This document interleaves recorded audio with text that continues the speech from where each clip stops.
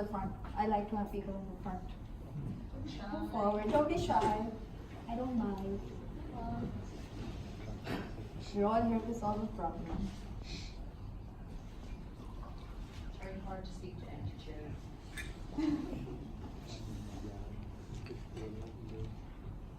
Right. Thank you, Dan. I like to call this the grumbling hour, mainly because it's the hour before lunch. My stomach's grumbling because I'm nervous. Your stomach's grumbling probably because you're hungry. I also like to call it the grumbling hour because I grumble a lot about why do we still have this problem about testers in the team. So before I begin, okay, does anybody have a smartphone or a tablet? Okay. Could you please go to this website called slido.com and put in this code Ukstar 2019 without the hashtag.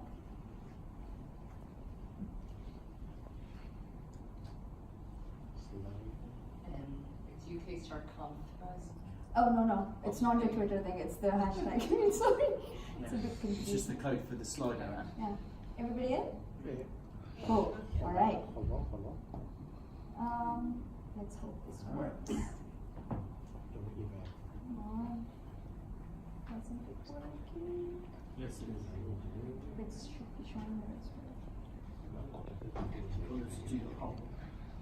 Yeah, one second. Sorry, found a bug. Just going to log in again. Yeah, it should actually change the display. Sorry, guys.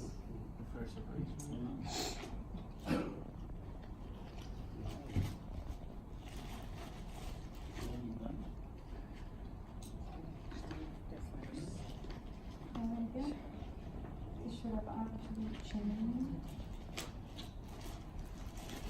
Okay, this is great.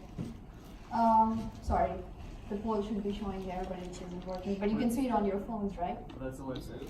Yes, that's the website, and you can see the questions on your phones. Only one. It's only Yeah, one. it's one question. So the first question is, if you could just select the roles you're in.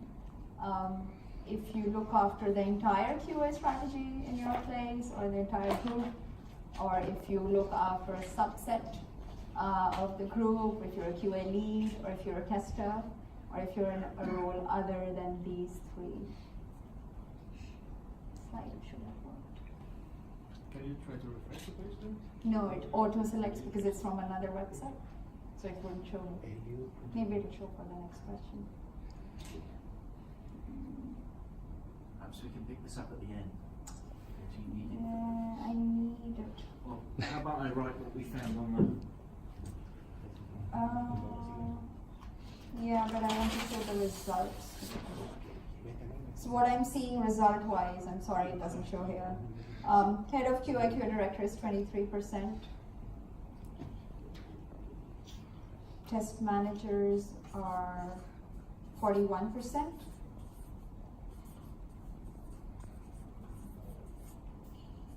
QA engineers are 32. Sorry, Dan. How many percent for the QA lead? 41. And QAs are 32. And other are 5%. People who selected other, can you please raise your hands? It will be good for us to know what roles you're in. What role are you in, please? Software producer. Sorry, say it. Software producer. What does that entail? So you're looking after developers in your team. Brilliant. I am very happy that you are at this conference. Next question. Maybe that will show up. No, it doesn't. So the next question is, how hard is it to hire good test or QA engineers? 1 being really hard and 5 being it's a piece of cake. If you're not actively involved in hiring, I'm sure you've heard complaints from your managers, or you have been involved in the hiring process at some point. So you could just select what you think is the difficulty level in hiring a good QA team.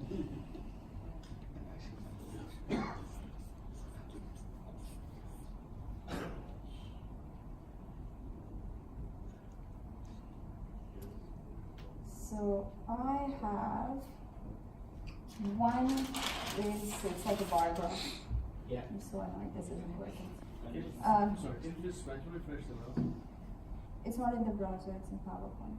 It doesn't work like that, unfortunately. So how is it supposed to show the results if? It automatically does it. It works. I've used it in other conferences and it does work automatically, but I don't know what's going on here. So it's a bar graph. I'm seeing for 1, it's 20%. For 2, it's 48%.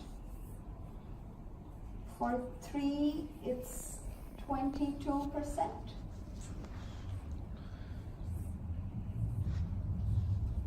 Four is 2%,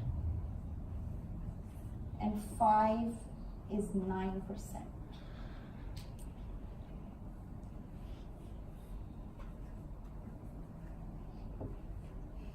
Right, there's a shift left trend here.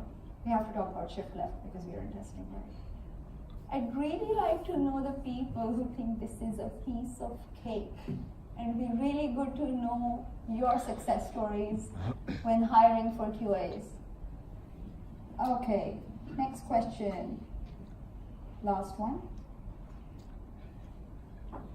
What does the role STEP mean? Does it mean someone who writes and maintains test frameworks? Does it mean someone who works at the same expertise level as a developer in the team? Other, if you think there's some other definition, or you have no idea what that role entails.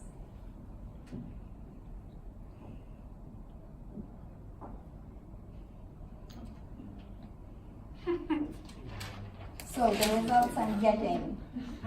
Test frameworks, 38%.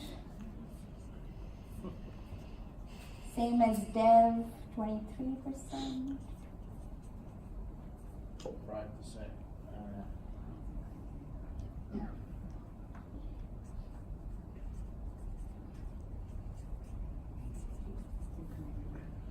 So now up to 40%. Yeah, 40% for test frameworks.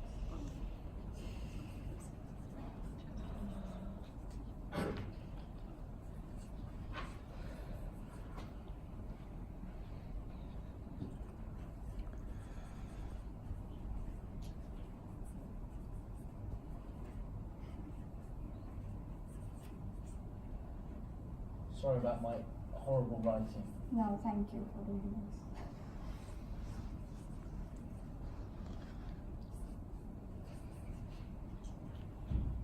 Brilliant, thank you, Ron. That's the end of your torture. It's fine, not torture. Right, so why did I ask these questions? I think it's quite important first to understand what the real problem is with our roles and hiring. A little bit about myself before I go into this. So if Simon Pryor was here at my talk and he had some personal commitments, he would be quite happy to hear this. I actually had a software testing course as part of my postgraduate degree. It was one of my modules here in London. And the professor I had for that course was absolutely inspiring. I owe my entire career to this person. His name's Mark Harmon. He actually ran a whole research department at UCL called CREST, and it's around search-based software testing. He now works at Facebook, and he also runs their annual symposium about testing and verification. Mark was really inspiring. He actually helped me understand the different types of testing, technologies, the value of testing, how it all comes together. And that just really struck a chord with me. It was so inspiring that I actually did my thesis in mutation testing as well. And from there on, there was no looking back. I found my first job as a software tester in a small firm just around the corner from here. And in that job, it was a typical software tester job. Go away and test this application. I started with defining test scripts and test scenarios for that application. And I quickly realized I was spending time rerunning something manually day in and day out, and I'm not thinking enough every day. So I turned around to my manager at the time and I said, I'm going to find a way to automate this because I want to spend more time thinking. about the real stuff. So I went away, it was a front-end testing app. I think I got quite annoyed with my developers because they kept changing IDs and locators and the usual front-end malarkey. From there on, I moved on to another role where I did mobile testing, but the mobile testing was not actually around the apps. I kid you not, I was not around when the apps I was around when the app started, but for this company, the real testing I was doing was the short codes. So you know when you get these text messages, text stop to 85555, testing that actual short code, how it goes through an SMS gateway, how we migrate various mobile operators, was what that role was about. I remember I made test phone calls at 11:59 p.m., 11:59 past 59 seconds p.m., midnight a.m., just to make sure we were billing our customers correctly. From there on, again, I moved on to multiple e-commerce companies, and the one thing as I was moving through my career which wound me up all the time was that my managers had no idea what to set for my objectives. Most of them were tech leads. Didn't really have QA specific managers, and all they would say, put in my objectives were, you need to test API version 1.1 for this quarter, or you need to test this version of the UI that we are planning to release after 6 months. And I was just like, this is my job description, this is not my objective. We can have a whole other conversation about objectives being confused with job descriptions. But this is what really, really pissed me off. And I made a conscious switch for my career. I said, I'm going to find the right voice for my peers, my team, and actually make people think about quality. These are the objectives which I wish were really set up. Are we creating the right product? And are we creating the product right? Are we creating the right product? All of us have smartphones, and we have 1 million apps on them. How many of those apps do you use every single day? Just think about it. The ones which you don't use every day, why don't you use them every day? Is it because they do not help you achieve the task you want to do? Or is it because the UI is clunky? Or is it just something you thought would be useful and it wasn't? I feel as quality engineers, it's our responsibility to work with our product teams to help understand that the products we are building are actually going to solve the problems that our customers are facing.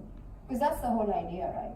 We are building products not because we like to write code, but some people do.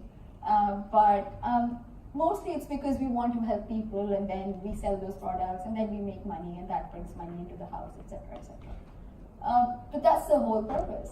And once we work with our product teams to help understand that, the next task I feel for quality engineers and STECs is to understand how are we actually building the products in our teams. Are we actually writing ACs which make sense? Does everybody understand the ACs in the same way as we do?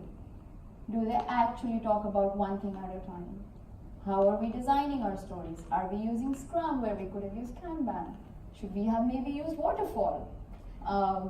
Are we actually doing code reviews right? Are our STECs involved in doing code reviews? Are we going through all the test scenarios? How long do our build pipelines take? Why do they take so long? What is the uptime of our Jenkins box or TeamCity or Bamboo boxes?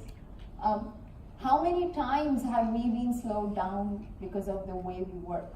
And I feel it's a quality engineer's responsibility to help identify that waste and help eliminate that waste as well. And that's what I like my team to do. But of course, nothing's a piece of cake. When you come into test leadership, it in itself is a big problem. But I was going to say, that's fine, I'll accept this challenge, but I still feel quite worn down. I want to talk a little bit about the challenges, and I feel these challenges actually hinder us in creating the right voice for STECs and quality engineers in our teams. Challenge number one, everybody's favorite challenge, and Baz was also talking about this earlier today. Hiring. There are a few factors I feel which affect our hiring of aesthetics.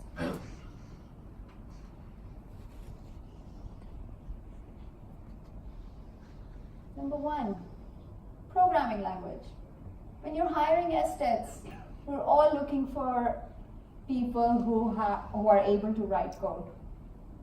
I'm of the viewpoint that we should try and look for people who can write code in the same language as the code base. Why?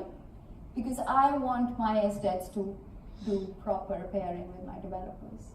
And if you're using a language which the developers are using for the code base, you will have automatic buy-in. You will automatically have developers working with you, trying to solve the usual problems of flaky tests, or I can't get this to run in Jenkins, or the system's going down and I don't understand it. And you can actually work together to write those automated tests. It will also enable you as aesthetics or quality engineers to think about the system overall. And when you pair more, you can actually try and help the developers understand the problems. It also helps remove the divide between a tester and a developer. For me, I think success would be when we actually have engineers in teams, and all engineers have specialist capabilities in them. And that's, I think, what we need to do for our industry. I used to be of the viewpoint that if you can write code in one language, you can write in another. 1.5 years ago, I stumbled. I'm a Java person, and I used to write Java API tests using Java. And then I was in a team where we had JavaScript. Cannot move from Java to JavaScript. At least my brain did not work with the promises and callbacks and all that confusion, and it just, my head was a jungle when I tried to do that. Next one, my favorite, CVs. CVs of testers. Who has seen an amazing CV for a quality engineer or exploratory tester recently? Anyone? Do you want to share what was great about that CV? Well, I'm not sure it was very great on the interview. At least it told me what the person was capable of and had worked with before, enough to make me want to talk to the person. Brilliant. Okay, thank you. So what Minus. Yeah, it's saying this, that the CV was great because it actually highlighted the capabilities of that person, and it sparked enough interest for him to make the call. I once saw a CV in which someone had titled "From Zero to Hero." It literally had that in that CV, and I was like, what is this? We were all laughing. And basically what that person had done, the title was "From Zero to Hero," and they had listed frameworks and languages, etc., and they had said zero, intermediate, hero. But that CV stuck with me. Although we laughed about it, but it stuck with me because I knew immediately this is what this person knows, and is this what I'm looking for? And that's what you want as a hiring manager. You just want very, very quick ways of assessing what is or isn't a good candidate for your role. As testers, we are notorious for writing bad CVs, I feel. For the past 6 months, I must have gone through 100 CVs for 2 open roles. I kid you not, if I show you that spreadsheet. 100 CVs. And all of them 3, 4, 5 pages long. I used to do this myself. If I have written test scripts in every role, which I probably have, I used to list it for every single job I've done. We all know you're a tester, that was your role. Do not write things which are something we know, we believe you do. This CV, which is anonymized, is especially bad. Because this person has some work experience, but they've put their education on top of their work experience. If you're a graduate or a junior developer, it's fine to do that, because then you can actually elaborate on the projects you've done during your education or whatever courses you've done. But if you have work experience, that's what I want to know. I want to understand what are the challenges you've been through. All testers put in things like, again, test scripts and lots of duplication, which just makes the CV really long. A tip I read about recently was that if you have multiple roles you've been in, add the most amount of information in your recent 2 roles. And for the rest, just do 1 or 2 sentences and just leave it at that. It just makes the CV shorter, so just some CV writing tips. Next one, automation testing frameworks. Every single CV talks about using Selenium WebDriver. Almost 90% of the CVs talk about using BDD. People talk about using Appium, Cypress, etc., and it's just, I know you know these tools, but what was the problem you solved? Just following on from this morning's keynote. It's just, I want to see what the problem was that you were trying to solve, and did you actually do POCs against 2 frameworks to try and figure out which was the right tool for solving that problem? That's what I'm looking for when I'm trying to hire the right person. Next one, my biggest pet peeve, salaries. I feel we are losing a lot of quality SDETs and testers to contract roles. And that is because they pay well. Money matters to people. It does. And I don't understand why in our industry we are just so hung up on not giving the same salaries to the testers as the developers. They bring the same value. There's no difference. They're all engineers. They're all using the same brain power, the same time. What's the difference then? I am trying to fight for making sure at least my leads are given the same salaries as my tech leads. Because they're spending the same amount of energy, and they're actually helping you understand what the customer is going to expect at the end. Challenge number 2, setting objectives. So remember how I spoke about that this was my biggest pet peeve? Oh, my guys are here, so maybe you can ask me about this later. So a lot of people talk about setting this as an objective. Whole team thinking about testing.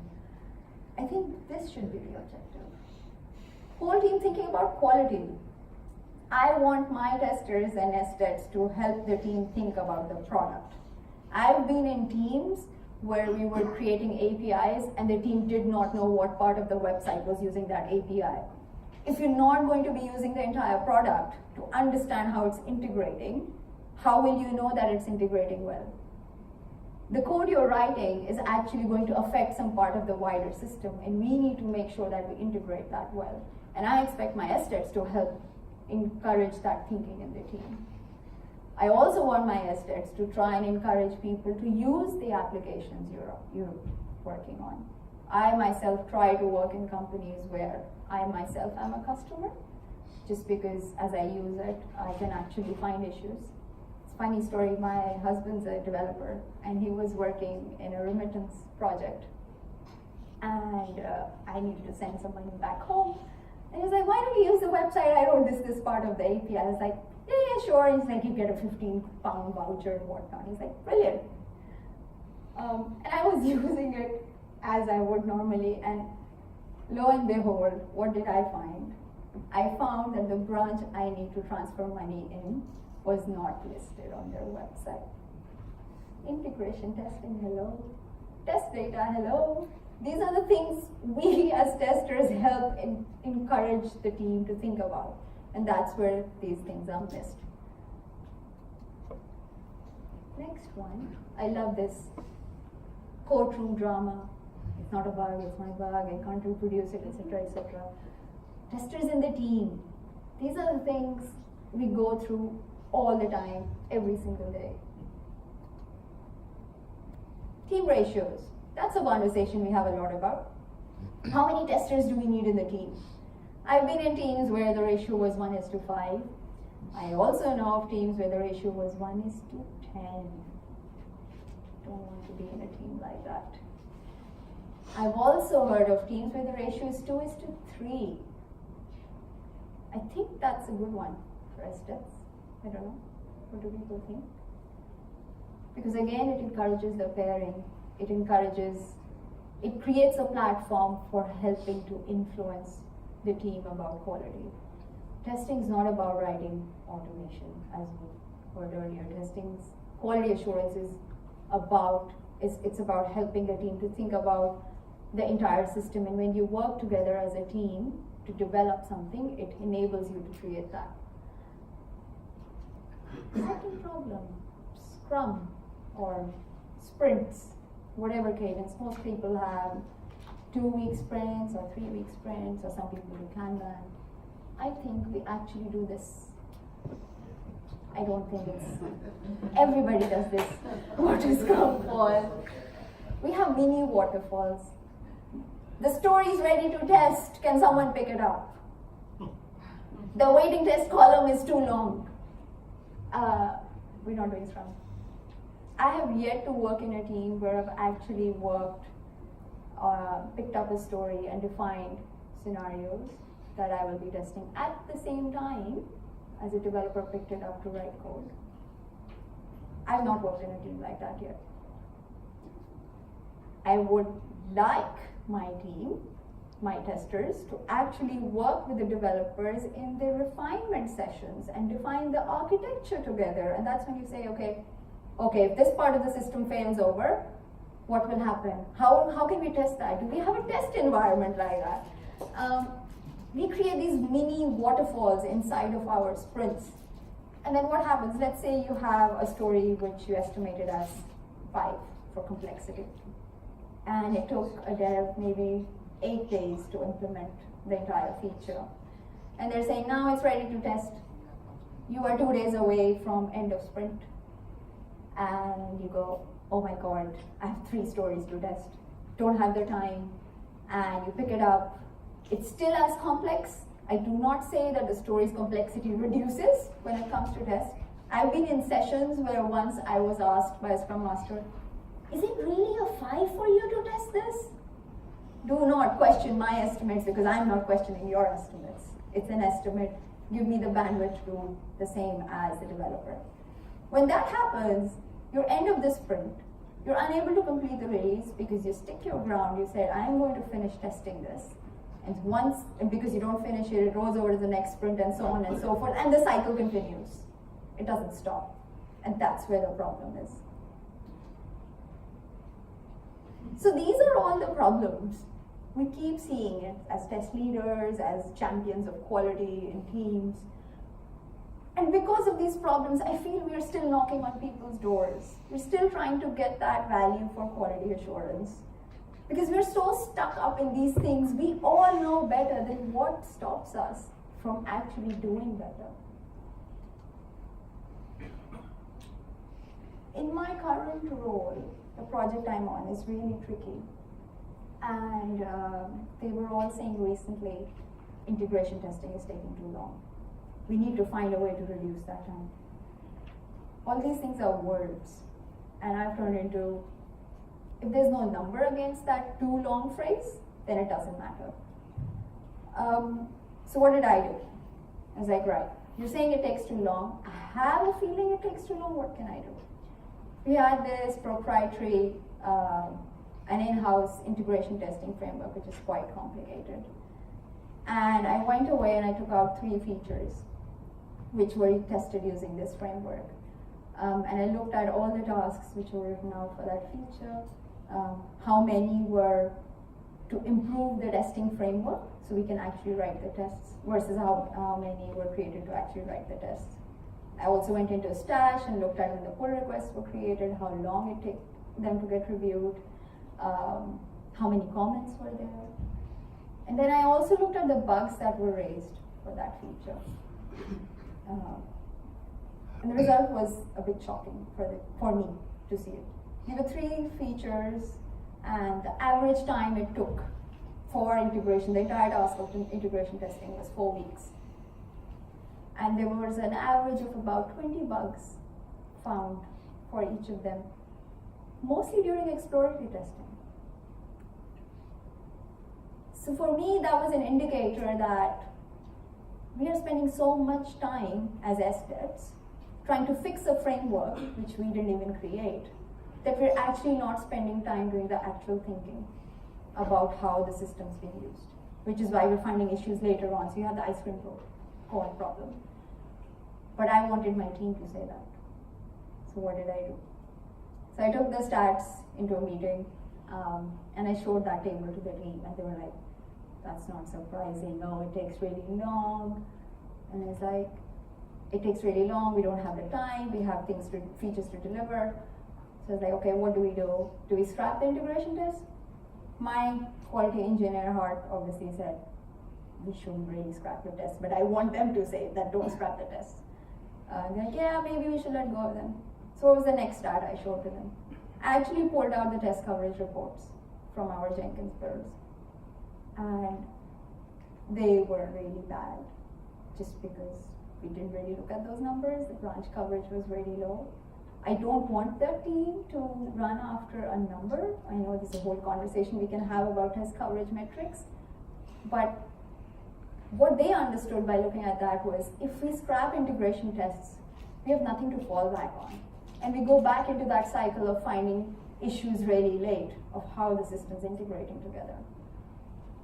And the team decided that the developers will write the first happy paths test for coming up for the new features, which meant they will have to look into the actual testing framework, making things testable. So they will do that task, and the STETs will do the code reviews for the unit tests. So they will look at all the permutations that we need to cover. So we are actually spending more time on the lower part of the pyramid and writing tests which execute faster, versus the developers also creating this, also developing this feeling of, yes, I actually need to write code which is testable, and helping to work on the framework. For me, that was nirvana, for the team just to agree to do that, and that's what they're doing now. Another example of something I know, someone I used to work with, and the place they're at, they do not write any tests. What they do is, they have KPIs for production. And they say, whenever we do a release, if there's a production issue, we actually look at that part of the code, and then we go back. That's reactionary. So if I was in that situation as a customer, I wouldn't like that. An example of that was, I recently updated my iOS to version 11 point something. I updated the version, went out of the house, put on my headphones, and couldn't hear anything. It's like the music, I can hear the music, but I can't hear it through my headphones. What's wrong? What's wrong? These are wireless headphones. It's like, what's going on? What's going on? A quick Google, I found out that this version of iOS, the Bluetooth pairing functionality was broken. If Apple was reactionary, then me as a customer would be spending a lot of time trying to downgrade my iOS. And that would piss me off a lot, right? You don't want that. You want to prevent these integration issues early on, and that's where the true value of STETs comes in.